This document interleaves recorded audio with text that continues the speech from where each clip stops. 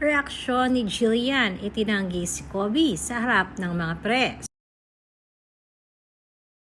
Usap-usapan nga ngayon ang ginanap na Mega Ball 2026 kung saan ay present ang napakaraming GMA artists at ganoon na rin ang ABS-CBN.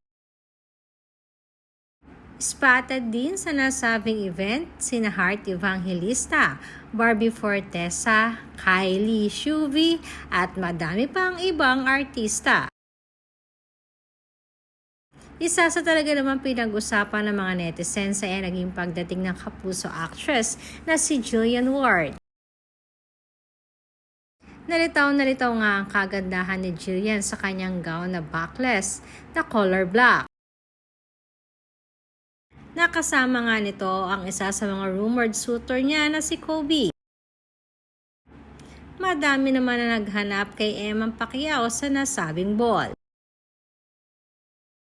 Samantalang nag-react naman si Jillian sa usaping si Kobe na di umano ang bago niyang boyfriend.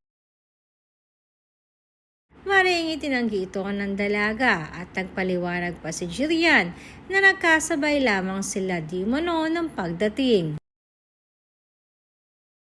At dahil nga may mga projects sila together kaya kailangan magkasama sila sa nasabing party.